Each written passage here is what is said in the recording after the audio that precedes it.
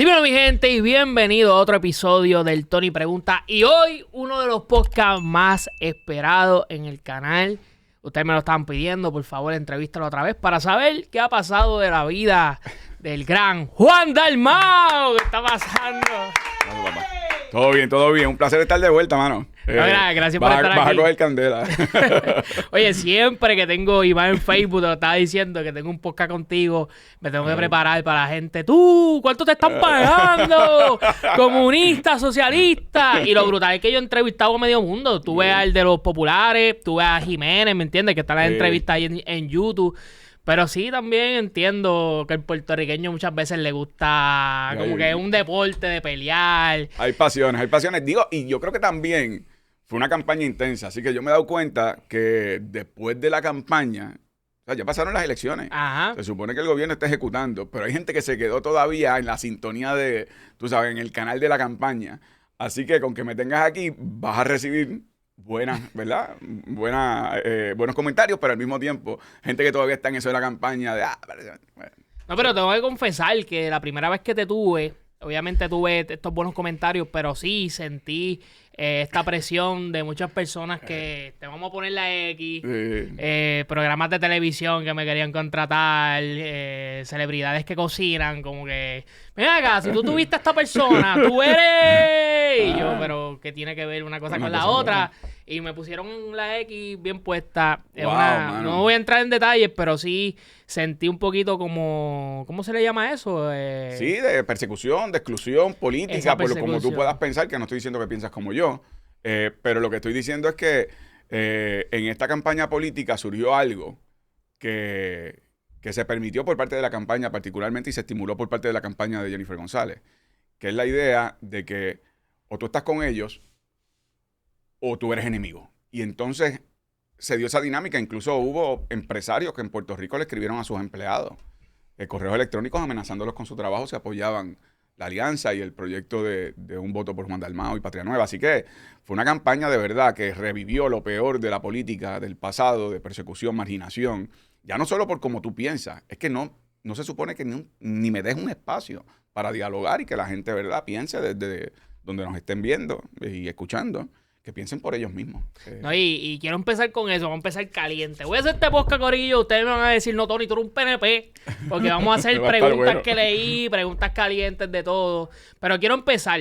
Hay una pregunta que hizo un muchacho en Instagram, súper buena, para resumirla, es, ¿qué tú crees que se debe la derrota que tuviste? Ganaste en San Juan, ganaste en Mayagüez, ganaste en Ponce, pero el centro de la isla, lo que me escribió el muchacho, no recibió el mensaje de votar por Juan Dalmau. ¿Qué tú dirías que son las cosas que se debe esa derrota que pasó? Que aunque sí sé que es un logro, nunca el PIB había llegado a segundo lugar, algo que nadie se imaginó, pero olvidando eso, aparte que un logro, ¿qué tú crees que se debe esa derrota que pasó? Bueno, primero debo decir lo positivo, ¿verdad? Es un logro histórico. Aquí por primera vez una fuerza que no es PNP Popular queda en segundo lugar y no es un logro mío solamente. Es un logro que se dio en el contexto de una alianza en donde yo soy el único candidato que puede decir que los votos que recibí no son votos de una tribu político-partidista. Por mí votaron personas que sí son del PIB, pero aquellas muchas más que no son del PIB. Victoria Ciudadana, no afiliados, personas que habían votado en el pasado por el PNP o por el Partido Popular. Así que yo me siento con una enorme responsabilidad con respecto a ese gran apoyo que yo recibí y que fue un apoyo histórico. ¿Por qué no haber logrado la gobernación? Bueno, yo creo que el tiempo en los pueblos toma más tiempo y la idea de que esto iba a ser una varita mágica, de que de un día para otro aquí iba a haber un cambio, ¿verdad?, completo con respecto al comportamiento electoral, no ocurre así de la noche a la mañana. Menos cuando Jennifer González recogió $12 millones para su campaña, pero si tú sumas el dinero, si cuantificas el dinero de lo que fueron medios de comunicación que la apoyaron, que había emisoras de radio que campana a campana estaban haciendo campaña en contra de la alianza y de la candidatura. Aquí había programas de chisme que los trajeron exclusivamente, ya se van, porque ya pasaron las elecciones. Los trajeron exclusivamente todos los días, para atacar la alianza y la posibilidad de un cambio. Aquí había supuestos analistas que son realmente analistas, son bien pagados y tienen su agenda bipartidista, que también todos los días, si no eran columnas de periódico, eran comparecencias en televisión, eran radio. Si tú sumas todo eso, fueron más de 25 millones. Y por lo tanto, era una pelea desigual. Pienso además que hubo una campaña de miedo. Y aquí hay generaciones que todavía viven ancladas en el miedo de lo que era la Guerra Fría. Si gana Juan Dalmau, por ahí va a venir Putin por Aguadilla y viene Maduro por Luquillo y de repente el de Cuba llega por Guánica, lo cual es una cosa de locos. Pero bueno, pues hay generaciones que vivieron eso y por lo tanto eso toma tiempo. Ahora sí le quiero decir al que te hizo la pregunta que aquí había una narrativa de que la alianza no pasaba del peaje de Cagua. Como señalaste, en noche de elecciones yo gané Toabaja. Yo gané San Juan, barrí. En Trujillo Alto, gané. Gané en Carolina, gané en Cagua. Vamos para el centro. Gané Ay Bonito, gané Gurabo, gané Sidra, gané Calley, gané, como tú dices, en Ponce fue un virtual empate. Gané Cabo Rojo, gané Hormiguero, gané Mayagüez. O sea, y en los demás lugares llegamos en segundo lugar. En lugares en donde el PIB sacaba 1%, 2%. Y en Hormiguero ganaste con 10 votos, porque el Hormiguero... No, mano. En Hormiguero, para mi sorpresa, porque en Hormiguero teníamos un gran candidato, Josué, que hizo un gran trabajo, pero fíjate, lo interesante es que se dio como que por áreas cercanas. Por ejemplo, cuando tú coges Calley, Sidra, Ay Bonito. Si coges Cabo Rojo, Hormiguero, Mayagüez. Coges entonces zona metropolitana, San Juan, Carolina, Trujillo Alto, Cagua, Gurabo. Se dio como por grupos en esos casos en donde yo gané en esos pueblos la gobernación. Pero todavía hay mucho trabajo por hacer, así que es una pregunta válida. Lo importante es que tenemos una plataforma sólida para construir de cara al futuro. Tú sientes, muchas personas dijo que el concierto, la alianza, como le decían por ahí, ¿me entiendes? Que hubo, que es el Festival de Esperanza. Uh-huh. Muchas personas dijeron que Juan Dalmau perdió luego de que las personas entraran a YouTube, vieran todo lo que hay, Kiko Blade dijera soltar a 3 cabrones. Bendito, pobre Kiko Blade, no quiero recordarle esto porque él la pasó mal.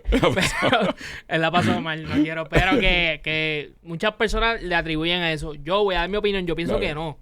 Yo te voy a ser bien sincero, yo sí veía a Jennifer ganando, porque yo hubo un tiempo que como que sí pensaba que iba a ganar, pero cuando comencé a escuchar a muchos tíos, comencé a escuchar muchas cosas, yo dije, creo que Jennifer va a ganar, Juan Dalmau va a quedar segundo, y tengo un pana Cristóbal, que trabaja con Popular y todo eso, ¡imposible que quede segundo! ¿Qué te pasa? ¡Tú eres loco! Y de hecho lo aposté, ¿sabes? Aposté a eso y se dieron... ¿Te fue bien? Se dieron mi estadística. Porque sí, porque lo escuchaba, porque lo veía y vi el gran logro que se dio.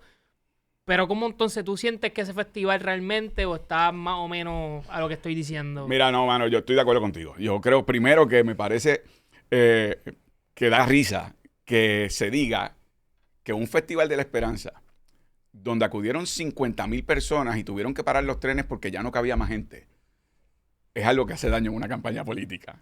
En tiempos modernos no ha habido candidato a la gobernación que haya sido capaz, en este caso en el contexto de la alianza, de lograr aglutinar esa multitud que estuvo desde temprano, por horas, y no hubo, brother, un solo incidente. Allí llegó el momento en que a las 6 de la tarde la policía se retiró. Había, como parte de la organización, cerca de 50, 60 guardias de seguridad privados para manejar 50,000 personas. Allí no ocurrió nada, ni un solo incidente. Al contrario, la gente se ayudaba. Si había alguien que tenía un bajón de azúcar, pues le daban comida. El que pues necesitaba agua, le daban agua. Y esta es la vivencia que me ha contado tanta gente que participó de un momento histórico, que es eso, un festival de la esperanza. No era un cierre de campaña, porque las campañas no cierran hasta que se logra el triunfo. Así que esta campaña no se ha acabado, sigue para adelante. Pero lo que te quiero decir es que al contrario, y yo estoy tan agradecido no solamente por la gente como estaban, ¿verdad?, en términos de un sentido de unidad puertorriqueña, pero también de los artistas que estuvieron allí y que dieron de su tiempo y que generosamente apoyaron este esfuerzo. Así que cuando yo escucho eso, pues me pasa como a ti, me río y digo, pero ¿cómo es posible que algo que fue tan positivo, multitudinario, vayan a decir que hizo daño? Lo que sí hay que decir es que yo creo que la campaña al final de Jennifer González estaba más dirigida a meterle miedo, no a los que ya estaban decididos a votar por mí. Jennifer sabía que a mí no me quitaba un voto de los que ya yo tenía. Era quitarle votos al Proyecto Dignidad. Y si tú te fijas, las encuestas finales ponían el Proyecto de Dignidad entre el 11 y el 12% de los votos, terminaron con un 6% de los votos. De hecho, recibió menos votos que César, que Así es. hace 4 años, y yo veía mucho más fuerte. Sí, porque tenía más experiencia política. César Vázquez se veía como una persona mucho más pausada y la forma en que no llaman. Sí, y tuvo encontronazos con periodistas mujeres que fueron desagradables. Así que en este caso, como tú señalas, ellos apostaban a una dirección distinta para tener, siendo un alcalde PNP, votos y apoyo de estadistas. Y sin embargo, terminó ese grupo, además de conservadores del Partido Popular, apoyando la candidatura de Jennifer González. Yo creo que lo que alcanzamos fue un segundo lugar, pero un segundo lugar con un amplio margen. El Partido Popular, su candidato a la gobernación, quien debo decir que me parece que es una persona buena, que es un buen puertorriqueño. Podemos tener diferencias políticas, pero creo que brutal. Creo que llevo. Jesús Manuel me cae demasiado de bien. Yo lo conozco desde la legislatura y la verdad es que es una persona buena, es una persona familiar, es una persona que quiere a Puerto Rico. De nuevo, con diferencias políticas, pero eso no quita que uno pueda reconocerle unas cualidades. Y creo que llevó una campaña honrosa, aun cuando dentro de su partido tuvo que enfrentar, ¿verdad?, unos obstáculos grandes. Así que yo creo que el concierto no tuvo un efecto adverso, al contrario, yo creo que inspiró a mucha gente, incluso a aquellos que pudieran haber estado en la verja todavía. Yo creo que los inspiró a que esta es la hora de cambio. Y terminé con, ¿verdad?, después del escrutinio, yo había terminado la noche de elecciones con 33% de los votos. Con el escrutinio, como llegaron los votos por correo, con un 31% de los votos, Jesús Manuel con un 23% de los votos. O sea que un amplio margen en un segundo lugar, que es algo histórico. Y nunca había pasado en Puerto Rico desde mediados del siglo pasado. ¿Pero te gustó cómo se dieron en cuestión las votaciones estas elecciones? ¿O tú dirías que en las próximas hay que mejorar el sistema completamente? Hay que mejorarlo completamente. Primero, el control de un solo partido en la Comisión Estatal de Elecciones, que es el PNP, lo hace un proceso antidemocrático. En todas las divisiones de la Comisión Estatal de Elecciones y las decisiones administrativas en la Comisión Estatal de Elecciones lo decide un partido. Lo segundo, el proceso de la inscripción de jóvenes. Pusieron todos los obstáculos posibles. No fueron a las universidades, no fueron a las escuelas superiores. La página la página no funcionaba. Estaba, tú sabes, a nivel de las filas de horas y horas, los empleados que respondían al bipartidismo haciendo el trabajo lento para que la fila fuera alargando y ver si los jóvenes se desestimulaban y se salían de la fila. Eso hay que cambiarlo también y comenzar una campaña desde ahora en el cumplimiento de la ley con respecto a la inscripción en las escuelas superiores y universidades. Se hacía antes cuando yo fui comisionado, incluso en centros comerciales, para que la gente tenga acceso a poder hacer ese trámite. Lo tercero, lo del voto por correo, lo del voto adelantado, también se manejó de forma irregular y aunque lo denunciamos, al final del camino los tribunales, pues tú sabes quiénes lo componen, ¿verdad? Jueces que principalmente han sido designados por el PNP. Pero aquí había candidatos que iban a la comisión a entregar pacas de 300 solicitudes de voto adelantado, voto por correo, lo cual no debe ser así. El elector es el que hace la solicitud, el elector es el que recibe y luego el elector es el que vota. Así que hubo mucha irregularidad. Por eso cuando tú ves la noche de elecciones, el resultado, versus cuando ya termina el escrutinio que se cuentan esos votos, tú ves que hay un cambio en donde en el voto adelantado, Jennifer González tiene un % mucho mayor a lo que estadísticamente tiene el final de la noche de elecciones. Y en el caso de los otros candidatos, pues distinto, porque no incurrimos en irregularidades. En el caso del voto ausente es interesante, porque el voto ausente es los que están fuera de Puerto Rico. Ahí yo barrí. Y es porque obviamente son muchos estudiantes, gente de una nueva generación, gente que quiere un cambio, gente que quiere volver a Puerto Rico y que quiere, ¿verdad?, construir su propio país. Así que se dieron casos bien interesantes. De hecho, déjame decirte esto con un dato rápido. Si tú tomas los votos de 18 años a 40 años, yo saqué 57% de los votos. Cuando sigues adelante, te das cuenta que entonces mi % va bajando, el de Jennifer va subiendo, según más, ¿verdad?, mayor edad. Eso lo que significa es que yo creo que hay nuevas generaciones construyendo una nueva forma de ver la gobernanza, de ver el país, del país que queremos, de hacer las cosas bien, de acabar con la corrupción y eso es esperanzador. No que hubo gente que son adultos mayores que no que Sí, votaron por mí, hombre, claro que sí. Entiendo completamente. Mami votó por mí, mami votó por mí. El mensaje del comunismo y el socialismo por redes sociales nosotros lo tripeábamos, que estaba Juanma y también. ¡Fucking Juanma, hermano! Y todo el mundo se reía. La yaguaguagua. Todo el mundo, en verdad, excelente. Todo el mundo se reía, pero cuando yo iba a personas que conocía, vecinas y qué sé yo, uy, ese comunista. Y yo, ¿qué es esto? O sea, sí funciona la televisión. Son dos generaciones completamente distintas por ahí. De hecho, el hecho de que, si te fijas, yo enfaticé mucho en una presencia de comunicación como esta. Esta fue una campaña en donde nosotros, y en eso Neicha Torres, que fue parte del equipo de campaña, insistió desde el principio. Teníamos que buscar una alternativa a lo que son los medios convencionales, porque eso los iban a dominar ellos.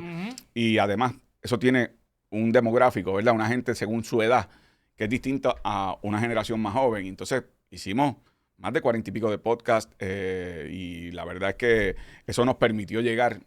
Yo creo, hablando de eso, ya que tocaste el tema, que debería ser la estrategia, y Neicha que lo hizo súper excelente, porque fueron a los podcasts, pero sí debería ser la estrategia de las próximas elecciones, porque pasa, o seguir haciéndolo ahora, los senadores y todo, por ejemplo, Eliezer Molina es muy bueno en eso, diciendo lo que hace, poniéndolo en Instagram, porque pasa que realmente la gente no se mete en la página del Senado, a ver quién hizo la propuesta, a ver, simplemente la gente dice, hizo o no hizo, porque no lo vi. No lo vi en la televisión, no lo vi en el guitarreño, no lo vi en YouTube, porque en la realidad a la gente no le importa mucho la política en este país cuando no está en tipo de elecciones.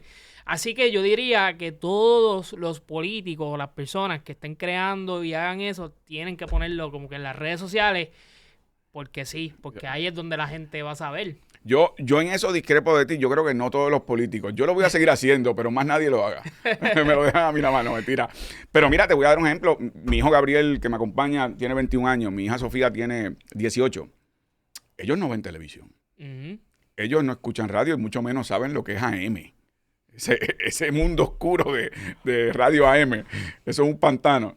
No saben qué es eso. Ahora, cuando me preguntan de temas políticos, porque lo vieron en un podcast, que si el Tony entrevistó a este o esto o lo otro, y es otra forma de comunicación a otra generación. No es que están desconectados, es que su forma de conectar con la información es distinta. No, y tiene que ser la información. Mira, se hizo esto, aunque la gente te diga, pero va. Se hizo esto, pasó así, y estas fueron la gente que estuvieron en contra, y está la gente, porque ese es el único que esta generación puede entender. Juan, cuando el otro día te diste cuenta que Jennifer ganó, ¿cómo lo tomaste? ¿Qué sentiste? ¿Lloraron? ¿Estaban esperanzados? ¿Pensaste lo que viene para las próximas? Cuéntanos un poco. Mano, yo el día de las elecciones, pues, yo llego al partido, René estuvo conmigo todo el día en casa, con mi familia, y estuvimos esperando los resultados, me acompañó al partido. Y de verdad que fue un momento. Después acá en el partido estaba Rafa Pavón también. Había varias personas. Si deja a alguien fuera, no quiero seguir metiendo las patas. Pero la verdad es que cuando terminó la jornada esa noche, yo terminé bien esperanzado, bien entusiasmado. Yo creo que logramos algo de nuevo que transformó el país y la política puertorriqueña. La forma en cómo la gente se conformaba, o rojo y azul. Y de repente ocurre que yo obtengo un sólido segundo lugar, en donde cuando tú veías el equipo de campaña de Jennifer anunciando los resultados, parecía un funeral. Ellos sabían lo que había pasado. Cuando suman las papeletas de ese plebiscito de mentira, en donde en blanco, las que fueron por la libre asociación y la independencia, suman más del 50%, la estadidad quedó en minoría. Eso es una reducción con respecto al plebiscito anterior, que también era simulado, pero vamos, una encuesta. Y además en Puerto Rico, que Donald Trump cogiera una pela, siendo Trump electo presidente de los Estados Unidos, lo cual es un mensaje también. Así que las caras de ellos, sabiendo que yo había ganado en las zonas urbanas más grandes, sabiendo que en lugares tuve un segundo lugar, pero pegado a la candidata del PNP, era para ellos inimaginable. Y yo terminé al día siguiente con entusiasmo. Desde entonces, Tony, yo no he parado. Aquí yo me reía los otros días porque había los medios de comunicación que estaban diciendo, ¿y dónde está Juan Dalmau? Digo, algunas personas en medios de comunicación. Pues vamos a aprovechar de algunos comentarios que dicen, ¿por qué Juan Dalmau se desapareció? Se desapareció. Se fue para Madagascar con el Rey León. No, mira, Después de las elecciones yo tuve unas comparecencias públicas y ocurrieron 3 cosas. Una, que hay asuntos que no tienen que salir en cámara, pero no significa que uno no está haciendo un trabajo. Yo quise reunirme con los miles de candidatos, candidatas, funcionarios de colegio, coordinadores de unidad, las personas que colaboraron con el programa de gobierno para agradecerles el esfuerzo, para decirles que seguimos para adelante y para detallar un mapa de ruta de lo que haremos de cara al futuro.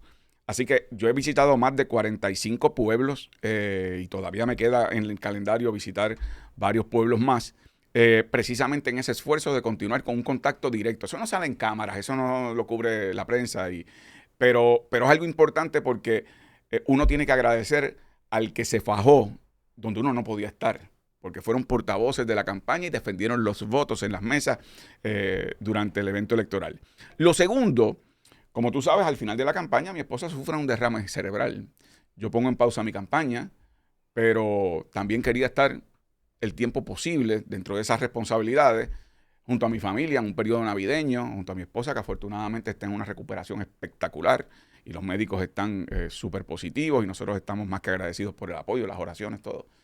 Pero eso también tiene que ver con ese periodo. Claro. Pero lo tercero, y esto puede sorprenderle a algunos, yo me discipliné en hacer algo que no hacen en este país muchos políticos. Dar el break. Jennifer ganó. Le toca ahora gobernar. Yo no quería desde el día siguiente de la elección estar en todos los medios tirándole piedra cuánta cosa dijera, cuánta cosa hiciera, o cuánta cosa no hace, porque yo creo que tenía que tener un espacio para comenzar a definir su gobierno. El problema es que, pues bueno, primero, que ya pasó ese periodo. Porque en estos 25 días de gobierno de Jennifer González, la mitad ha estado fuera del país. 60% de los jefes de agencia no han sido nombrados. Trump acaba de iniciar una faena de arrestos a migrantes en todos los Estados Unidos, pero que aquí en Puerto Rico lo vimos esta semana, que es algo abusivo, racista. Y Jennifer González, fuera de Puerto Rico, congelan $13 billones de fondos federales, que se supone que en la campaña el que se iba a llevar los fondos federales era si yo ganaba. Con Jennifer González, acaban de llevarse $13 billones. Y Jennifer, como si nada. Entonces me obliga a salir porque ahora digo yo, te estoy dando un espacio, pero es que tú no estás ocupando tus responsabilidades de gobierno. Ella prometió que la comunidad dominicana de Puerto Rico no iba a ser deportada. Pero si tú fueras gobernador en mandato fuera de Trump, ¿tú realmente pudieras hacer algo para que no pasara esto? Sí, ciertamente jurídicamente el gobierno de los Estados Unidos tiene poder sobre el territorio de Puerto Rico, así que sí, aplican legalmente unas disposiciones. Pero aquí hay estados que han tomado medidas para proteger en el caso de santuarios, como iglesias. Santuarios son lugares en donde tú puedes ir a buscar asilo y la policía no puede entrar por respeto a lo que puede ser en el caso de las iglesias, separación de iglesia y Estado.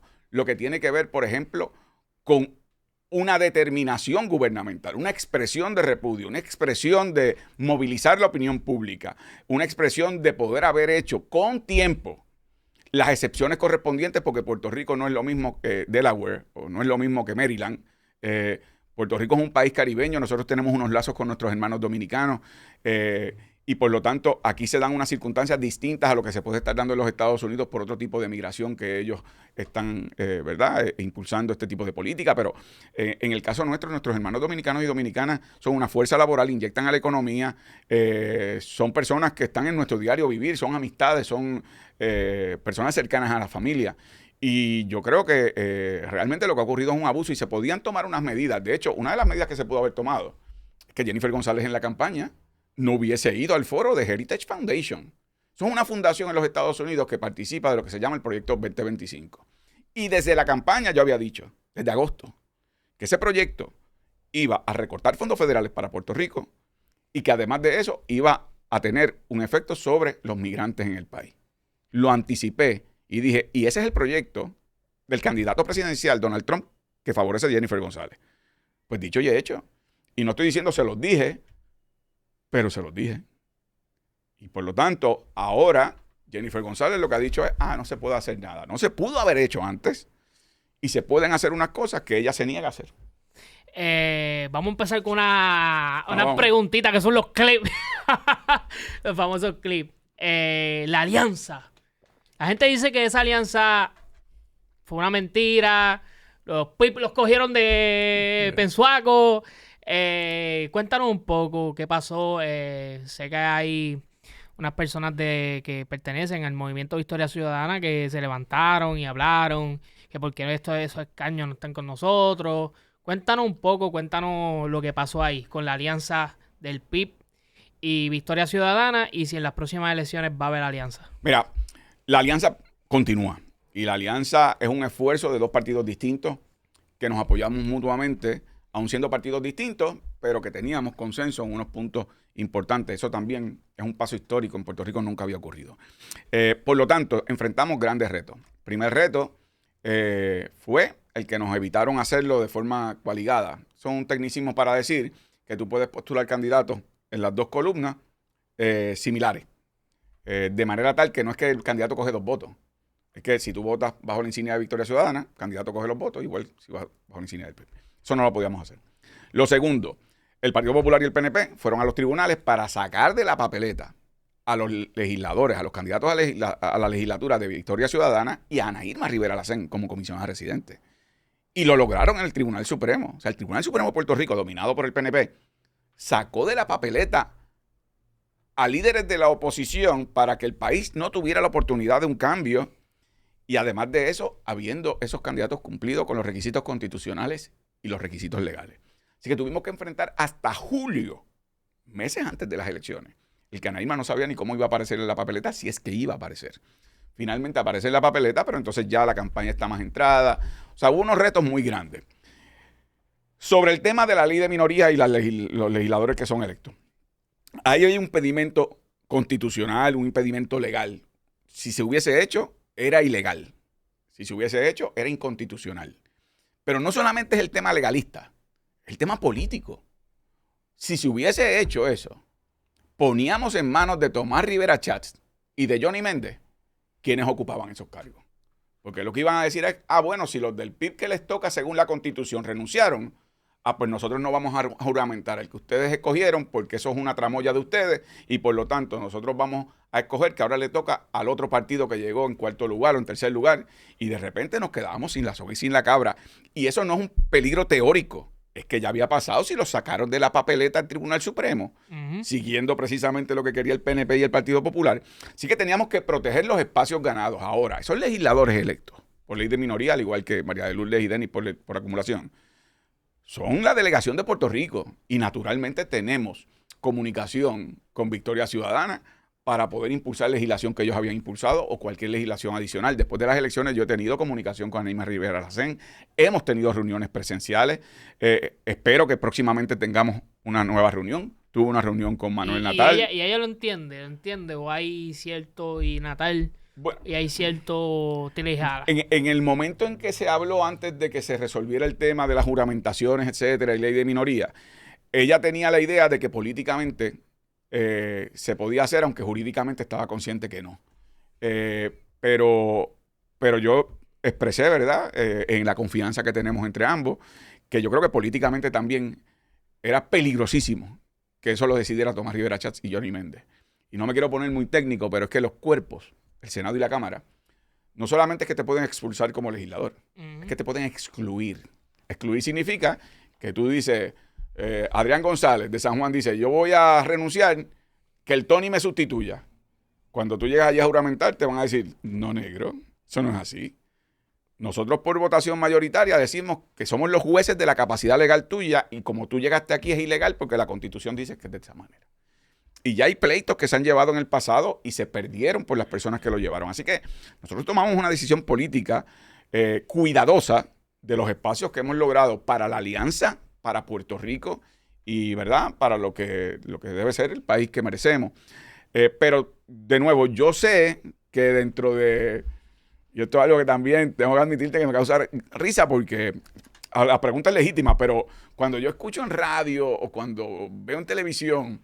Los mismos que hacía un mes, 2 meses, 3 meses, estaban atacando la alianza. Ahora están tan preocupados por la alianza. Bendito la alianza. ¿Qué pasará con la alianza?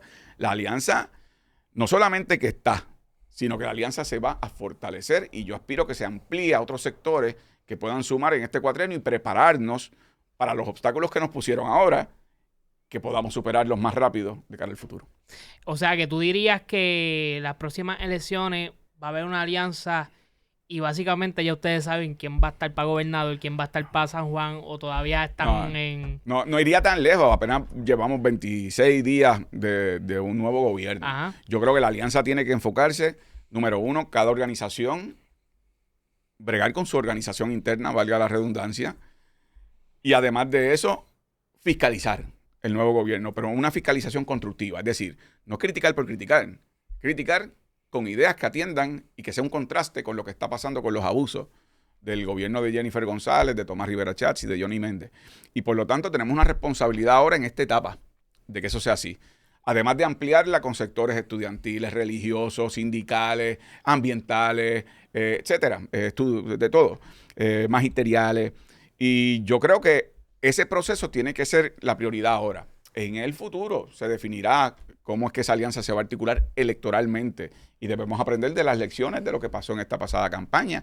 Pero mi confianza, mi fe y mi esperanza es que la alianza continúe y creo que capturó la imaginación del país como algo distinto que demostró que aunque haya partidos políticos que no son iguales, que tienen diferencias, caramba, pudimos echar esas diferencias a un lado para ofrecernos al país y que logramos cosas.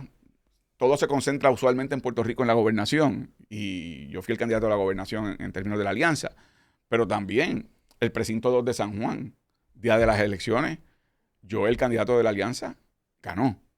Eva Prado en el precinto 3 de la alianza, día de las elecciones, ganó. La misma Adriana Gutiérrez, día de las elecciones, ganó, precinto 4. Y así en otros lugares, en donde obviamente cuando bajaron los votos estos que estábamos hablando hace un rato, sí, los votos del truqueo, pues no pudieron entrar. Pero eso es una plataforma de cara al futuro para esas posiciones u otras que pudiesen ocupar. Desarrollamos un liderato joven nuevo, distinto para el país. Y yo creo que eso es parte de ese reto que tendremos. Es cansón pertenecer por tanto tiempo al PIB y escuchar lo mismo de comunismo, socialismo. Realmente tú como persona quitándose el ser humano que hay dentro de ti y tantas cosas. Mano, yo vi una cosa que lo vi en redes sociales, como que la ouija. Tú estabas con la ouija en la parte de atrás. Culpa tuya. Culpa del hijo, culpa del hijo. Te vas a hacer ese cuento ahorita. Y que, pues, el satanismo, bueno, que yo no escuché, ¿me entiendes? Y uno es humano, mano, uno es humano, ¿me entiendes? Uno Bueno, yo tengo un chat aquí familiar y me encojono de cada rato y no estoy, ¿me entiendes? Metido en la política. ¿Cómo? Mira, te voy a hacer dos anécdotas que están buenísimas. Una, yo paso en 2 semanas de ser comunista, ateo. Cuando me dicen ateo, mami me llama.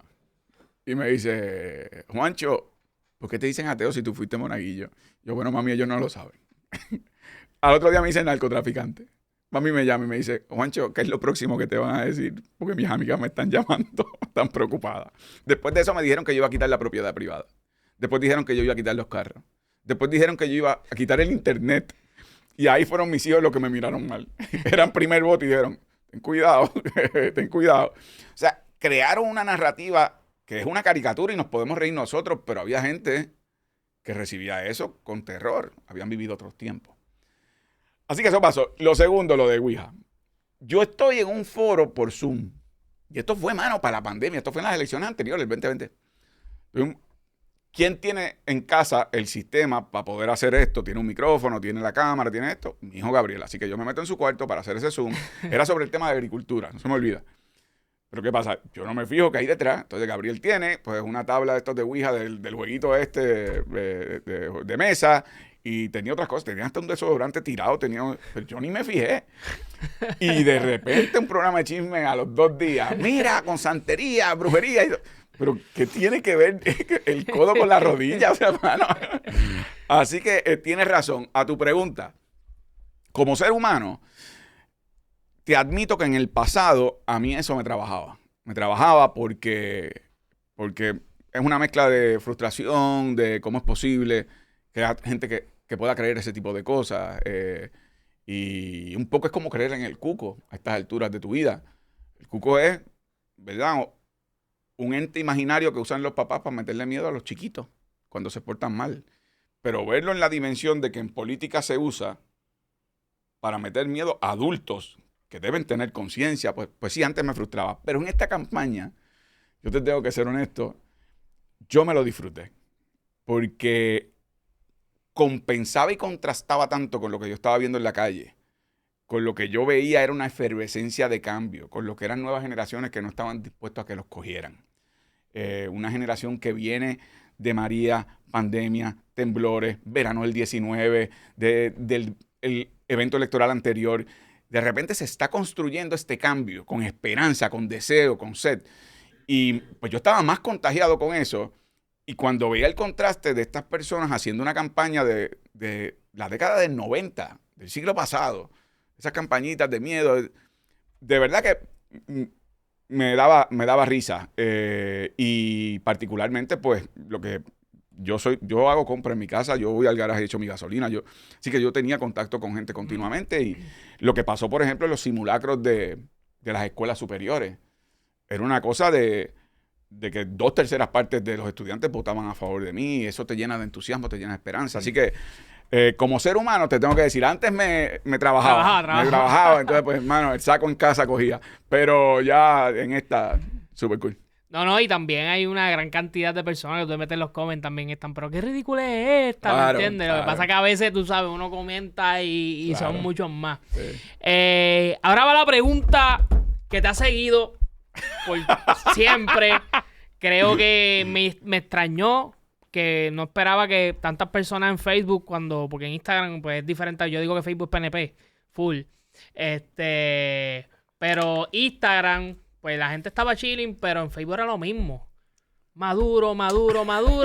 Tomás Rivera Chat diciendo que por qué tú no hablaste de Maduro y todo eso. Tienes la foto al lado de Maduro, eres el mejor amigo de Maduro, lo abrazas todos los días, hablas por teléfono. Vamos a salir de esta duda ya. Vamos a salir de esta duda ya, calzón quitado. ¿Qué es la que hay con Maduro? ¿Apoya a ese gobierno? ¿Cómo es la cuestión? No tiene nada que ver. No, la respuesta es que no. Y yo, después de las elecciones, fui el primer líder político en Puerto Rico. Al día siguiente de las elecciones en Venezuela, fue un domingo, yo estaba a las 7 de la mañana en el Canal 11. Y fui el primer político que dijo que esas son unas elecciones que son cuestionadas, que no son democráticas, que no se estaban dando acceso a las actas electorales, que se le negó entrada a algunos observadores internacionales y que la responsabilidad que tenía el gobierno era abrir hacia un diálogo diplomático con la oposición. Incluso después de que yo dije eso, y no estoy diciendo que fue porque yo lo dije, pero para que tú veas lo que es la sintonía de buscar que haya paz y no un derramamiento de sangre como parecería ser que quieren los populares y los PNP para usarlo electoralmente aquí. Uno lo que quiere es el bienestar del pueblo venezolano y que puedan expresarse democráticamente.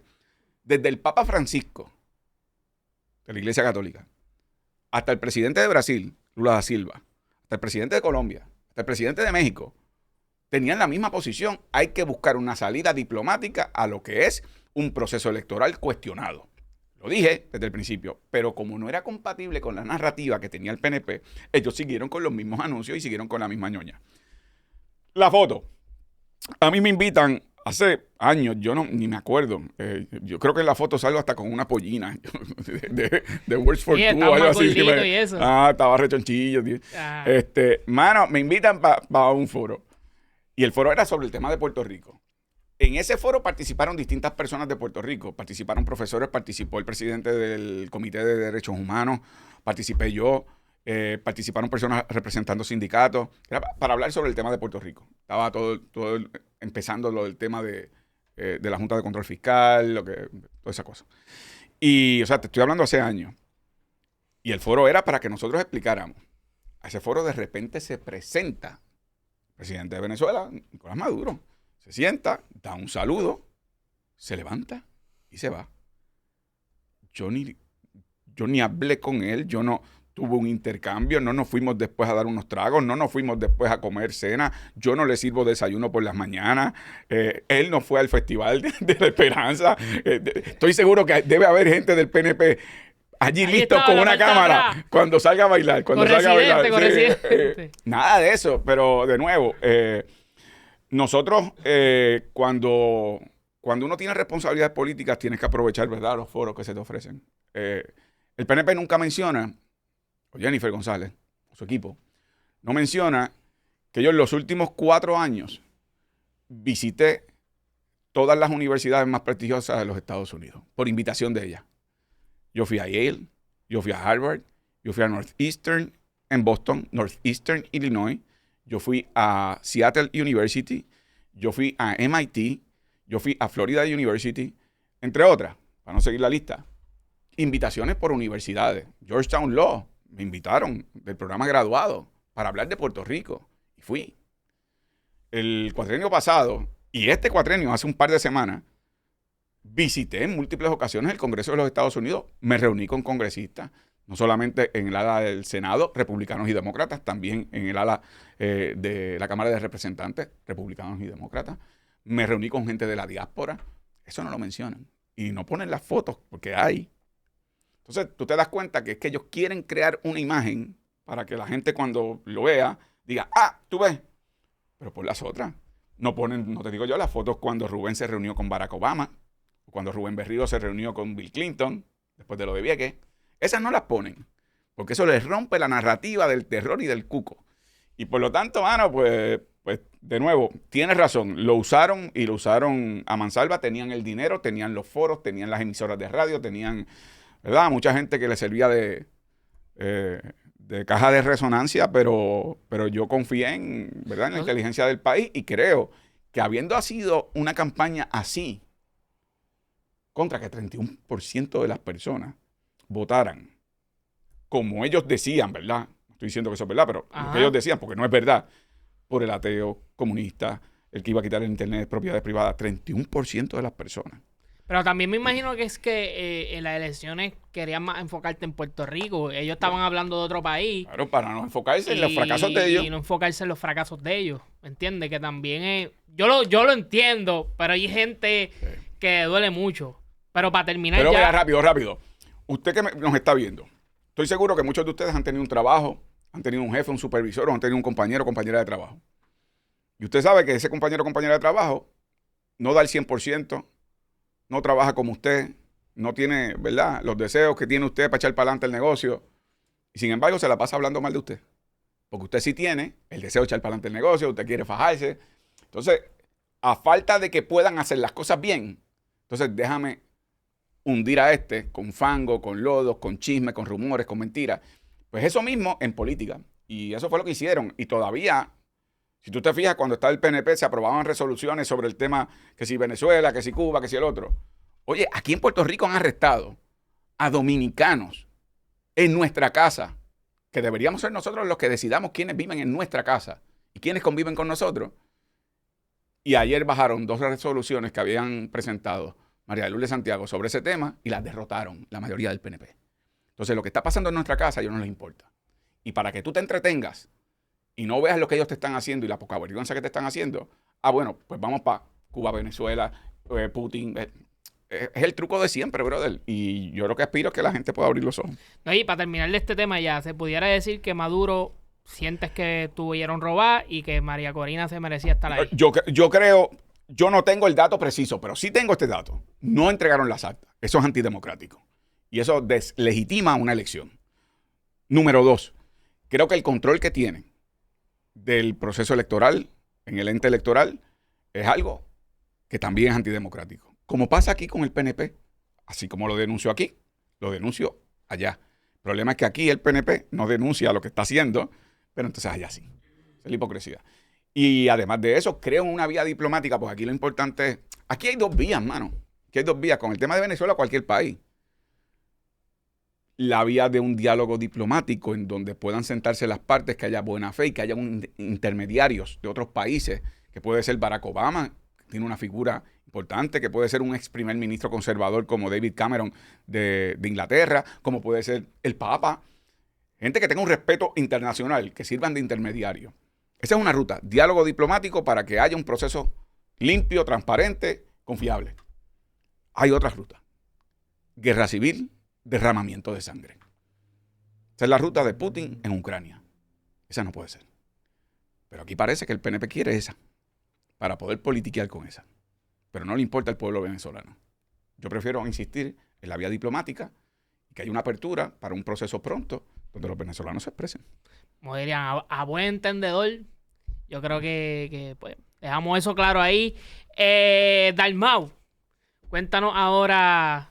Vi muchas personas escribiendo también. Eliezer Molina, opina. Dile a Dalmau que opine cómo está de senador. También he visto que Eliezer Molina en Molusco lo ha criticado, qué sé yo. ¿Cómo sientes cómo está su mensaje? ¿Cómo es de senador? Mira, yo te voy a decir lo siguiente. Primero, Eliezer Molina logró hacer la historia. Logra una elección por nominación directa, que es una condición muy difícil para ser electo. Y critiqué desde un principio y denuncié la patraña de no permitirle juramentar cuando juramentaron los demás senadores. Y fue una patraña antidemocrática y contra él, que se había, no solamente él ganado ese escaño, sino los electores que votaron por él, escribiendo su nombre. Nosotros, desde la Comisión Estatal de Elecciones, el comisionado del PIB apoyó en todo momento todas las vertientes de los nombres de Eliezer. Y esa fue nuestra posición. Algunos comisionados se llegaron, ¿verdad? En algunos nombres se llegaron a unos entendidos por unanimidad, pero nosotros estamos a favor de todas las variantes. Así que nosotros hemos sido defensores de ese proceso democrático y de la elección de Eliezer. Creo que Eliezer tiene su propia identidad y a él le gusta ser un candidato, una figura independiente, no de partidos políticos o lo que fuera. Y eso es importante porque yo creo que hay riqueza en la diversidad. Sé que él me ha atacado, sé que él ha dicho cosas de mí, pero yo eso no lo tomo personal. Después de todo, si tenemos coincidencias en lo que podamos tener coincidencias, mano, pues súper cool, podemos construir sobre eso. El Partido Independentista por décadas ha estado defendiendo el tema del medio ambiente, el tema del rescate de las playas, el tema del rescate de terrenos, el tema de evitar la explotación minera, que fue mi primera actividad a principios de los 90 en Adjunta, en contra de la explotación minera en esa zona, lo que era entonces lo que estaba pasando en Vieques. Yo fui a la cárcel por desobediencia civil en Vieques. Pues cada cual hace lo suyo. Y yo no le recrimino a él. Yo sé que él tiene un estilo cool, pero lo importante es que se le respete el espacio que se ganó y que los electores se expresaron para que él estuviera allí. Así que eche para adelante y que le deseo que pueda aprovechar ese espacio para servir de plataforma. Yo fui senador y como senador yo era el único senador del PIB. Así que tú no tienes siempre todos los votos. De hecho, casi nunca. Pero tú puedes utilizar esa plataforma para traer temas. Por ejemplo, yo logré la aprobación de legislación sobre enseñanza de lenguaje de señas en las escuelas, acceso a la justicia de personas sordas, entre otras. Pero pues eso lo logré con un esfuerzo grande, con la comunidad sorda y con los intérpretes de señas, con la comunidad que se afectaba por falta de acceso a unos servicios. Pero de nuevo, él, si usa bien esa plataforma, estoy seguro que va a ser provechoso para agendas que coincidimos. Yo creo que el futuro tiene que ser ese, ponerse todo el mundo de acuerdo y echar para adelante para un mejor Puerto Rico. Yo no soy de ningún partido político y de cada rato me dicen cuando estaba con el alcalde de Vega Baja, eres popular. Cuando te he entrevistado y dije que iba a votar por ti, eres del PIB. De repente le tiré al alcalde de Vega Baja, ya no eres popular, ¿me entiendes? Pero yo creo que la mayoría de las generaciones que están ahora mismo creciendo es exactamente como yo, ¿me entiendes? Estamos mirando qué persona nos pueda sacar de este hoyo. Mira, mano, es bien fácil un insulto. Un insulto no necesita sacrificio alguno. Insultas y ya, particularmente cuando estás a la distancia. Lo que es difícil es tú sentarte con alguien a sabiendas de que no piensa como tú en muchas cosas y tratar de buscar en aquellas cosas que pueden coincidir para construir en conjunto. Eso es difícil. Pero eso es lo que necesita el país en estos momentos. Yo no veo en estos momentos de parte del PNP ni del Partido Popular esa vocación o de su liderato, porque hay gente de abajo que sí. Por eso apoyaron la candidatura mía en alianza. Pero eso es la más difícil, pero es la que merece el país, porque lo otro es una guerra permanente. En el contexto de lo que hablamos ahorita, guerra civil, en términos políticos, cívicos, pero el país merece más, y sobre todo en estos momentos. Para ir terminando, Dalmau, si hubieras quedado electo como el gobernador de Puerto Rico, ¿verdad? Está Trump y todo eso, ¿cuáles fueran las cosas que harías para que Puerto Rico echara para adelante? ¿Por qué economía te iría? ¿Qué temas tocaría?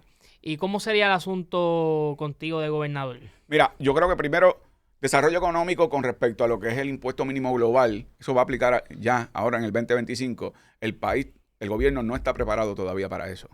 Pero eso puede impactar el que se vayan compañías de Puerto Rico si nosotros no tomamos pasos ahora. Y yo hubiese presentado ya legislación para que Puerto Rico se atemperara a lo que ya es una decisión de los Estados Unidos para participar de ese tratado. Así que esa es una, para proteger nuestra, ¿verdad?, manufactura y al mismo tiempo fortalecer nuestra economía.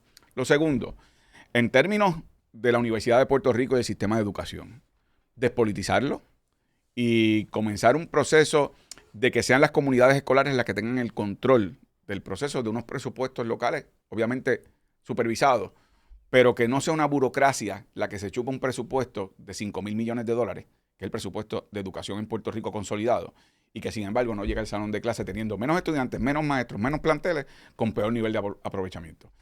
Lo otro es que me parece que es importante el tema del medio ambiente.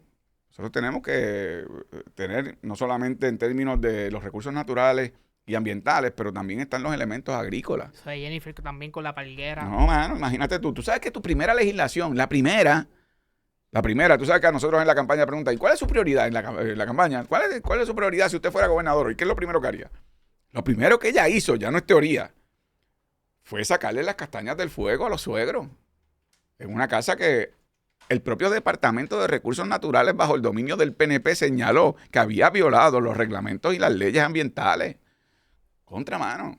Entonces, yo creo que eso hay que tener un concepto de soberanía alimentaria, fortalecer el concepto agrícola.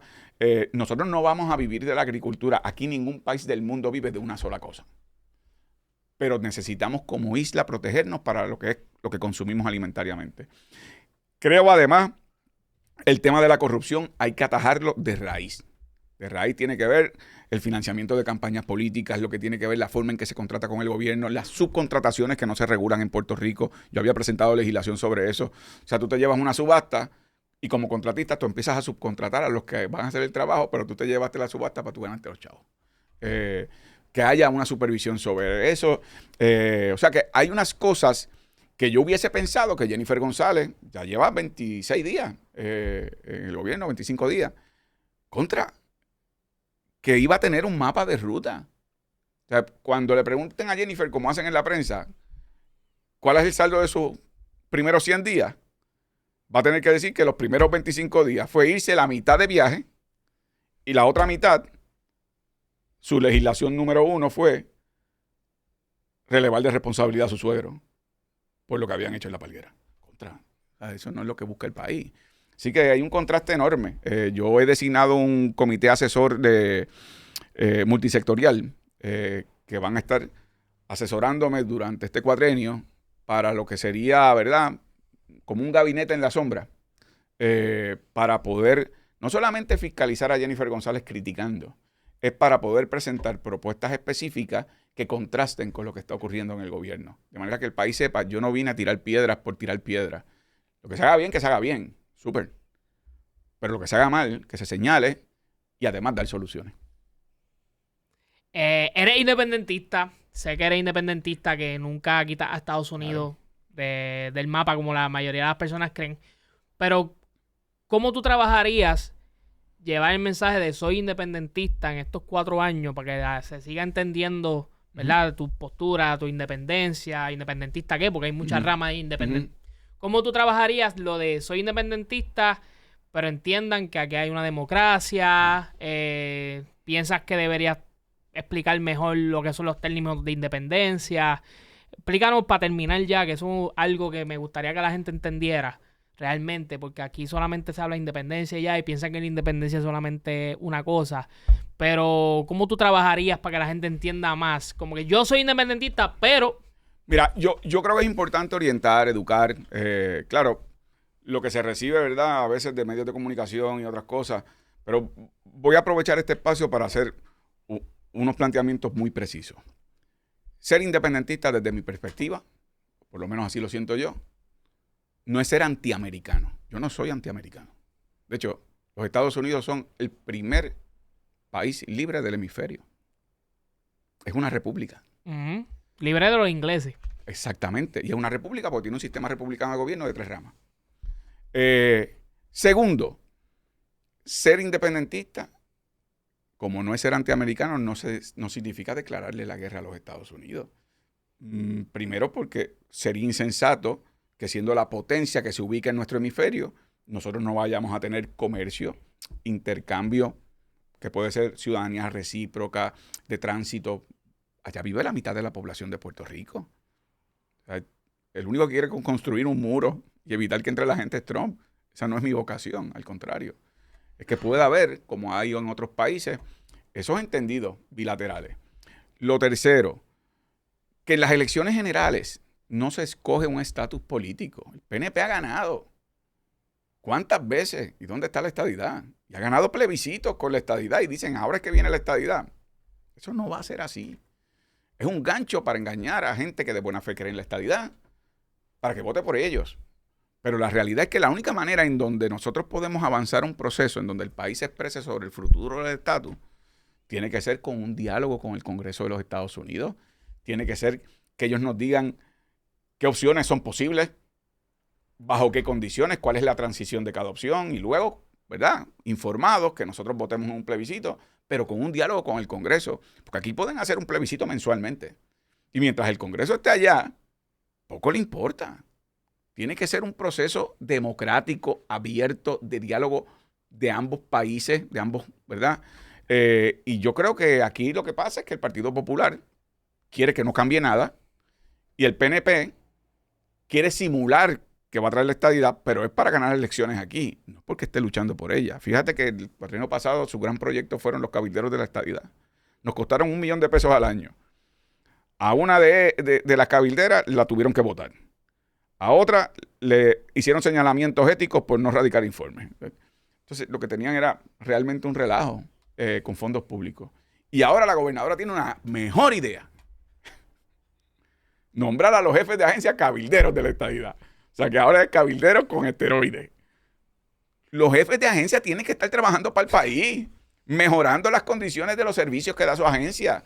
Cómo evitar la burocratización, que sea más accesible para los adultos mayores que no tienen sistemas electrónicos manejables, que cuando lleguen a una agencia se les pueda atender y no les digan, es que tienes que entrar a la plataforma. ¿Qué plataforma? Si yo no sé qué es eso. O sea, tienes que mejorar el servicio. Ese es el rol de un jefe de agencia. No ser cabildero de nada. Así que ciertamente sé que hay personas que utilizan el tema del estatus para crear esa división. En unas elecciones generales eso no se decide. Como independentista no soy antiamericano. Al contrario, creo que nos permite de tú a tú abrir puertas a ese mercado en condiciones iguales, pero también a otros mercados del mundo, a los que nos convengan. Pero también creo que ese es un proceso democrático. A mí me preguntaron, Tony, los otros días, ¿y si Trump decide darle independencia a Puerto Rico? ¿Qué usted diría? Yo diría que eso es un acto dictatorial, porque eso le toca decidirlo al pueblo de Puerto Rico democráticamente. El que yo crea en la independencia no significa que yo no respeto la decisión de los puertorriqueños en un proceso serio, no en las porquerías esas que están haciendo, un proceso serio, democrático, con un diálogo con el Congreso, donde los puertorriqueños voten con conocimiento de causa, cuál es la opción que quieren. Pero eso tiene que ser un proceso, no una imposición, porque por definición eso es antidemocrático. Y esa es mi posición. Esta pregunta te querían hacer un pescadito. Sí, un pescadito para yo decir, claro que sí. No, hombre. Además no vale noticias para los estadistas. Ya Trump dijo que quiere que Canadá sea el estado 51 y dice que Groenlandia tiene que pertenecer a los Estados Unidos a como de lugar. Así que... Y Puerto Rico como que no vi... No. Jennifer saludó a Trump y lo pisó. Sí, no, Trump le viró la cara. Y la estatua viene por ahí.